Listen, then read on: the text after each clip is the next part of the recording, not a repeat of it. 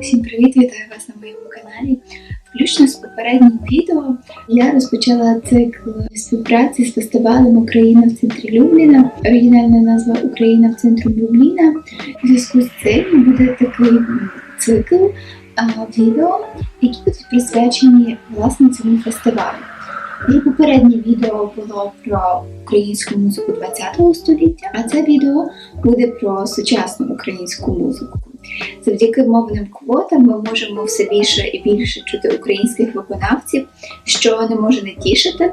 З'являються чудові, дійсно такі вирафіновані українські гурти. І саме тому я вирішила теж зняти це відео. Я не хочу знімати відео з перспективи якості, аналізувати певні якісь музичні альбоми чи просто виконавців, оскільки я не є експертом. Я хочу більше звернутися до цих виконавців, яких я слухаю, яких я люблю. Якщо ж ви хочете прочитати про якихось виконавців і прочитати про якість їхньої творчості, то я запрошую вас на сайт Тексти.ua. Разом з Радіо Аристократи зробили певний проект, який є власне на сайті текстів, де ви можете прочитати про українські альбоми, які вийшли у 2018 році. Там детально все проаналізовано і дуже цікаво, бо взагалі вийшло понад 416 сучасних українських альбомів. Це не може не тішити. Загалом українські виконавці співають про те, що турбує сучасну людину, також про кохання і взагалі підіймають різні проблеми сучасності та взагалі проблеми України. Тому давайте детальніше перейдемо до цих виконавців, про яких я хочу вам розповісти. Одразу говорю, що це не будуть Даха Браха, Один в каное, Дах Дотерс чи Онука, тому що це є відомі виконавці, я не хочу зайвий раз про них згадувати, оскільки про них всі знають. Ну що ж, починаємо. Перший гурт, про який я хочу вам розповісти, це гурт Latex Fauna.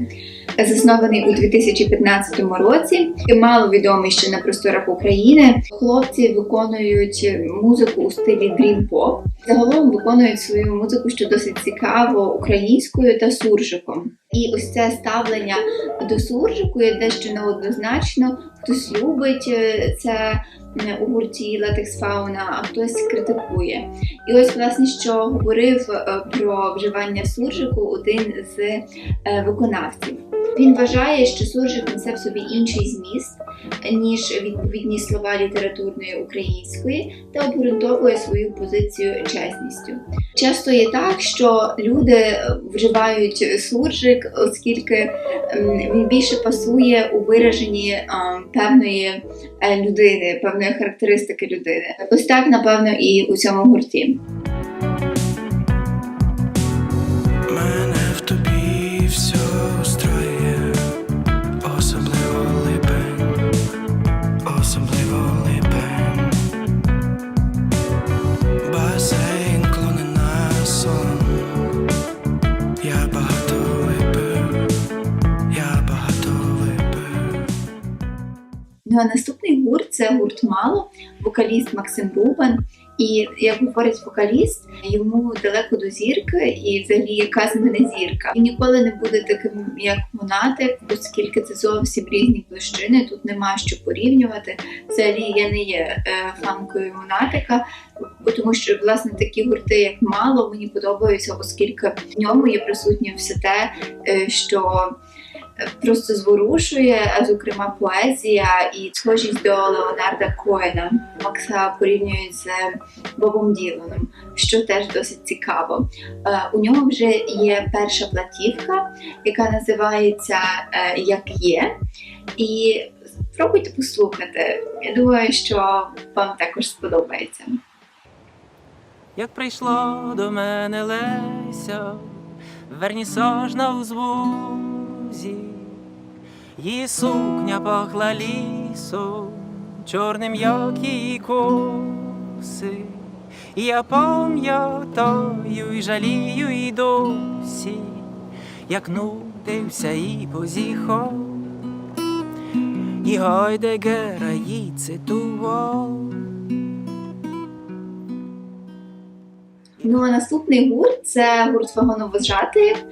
І, мабуть, це єдиний російськомовний гурт у моїй підбірці. Я не є фанкою російськомовної музики, але тут справді мене... Це український гурт, але тут справді мене вразило те, наскільки глибокі є слова у піснях Вагоновожатих.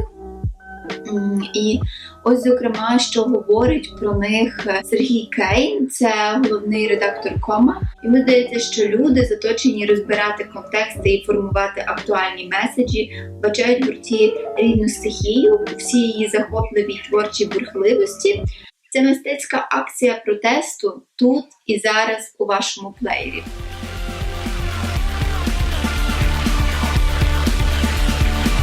Человеческие слабости, наркотики, кофе, сладости, наесться какой-нибудь гадости, сделать все, чтобы не дожить до старости. Мимо табачная зависимость, миссия невыполнима, миссия. Мимо очередная инъекция, вершина вашей коллекции. Останнє, про кого я хочу поговорити, це гурт Круть, виконавиця Марина Круть. Чому вона мене захоплює, це, власне, бандурою, оскільки в попередньому відео я говорила про бандуру, що це такий традиційний український інструмент. Так ось Марина використовує бандуру у сучасних поєднаннях. Взагалі послухайте, як вона класно це робить, і я думаю, що вас це зворушить. Я також запрошую вас подивитися саме зараз відео. Це буде справжня лірична балада на вірші молодої поетки Герди Соняш. Тут буде такий електронічний саунд, і в центрі самої уваги буде знову ж таки бандура. Бандура – це те, що Марина популяризує, і це, що мені неймовірно симпатизує. Дівчинко, дівчинко, аж вогняне волосся, пусти мене на поріг, я погубив все, що колись знайшлось. І ви знаєте, що я завжди роблю топ-5. Підбірка топ-5 найкращих художників, взагалі артистів чи будь-чого.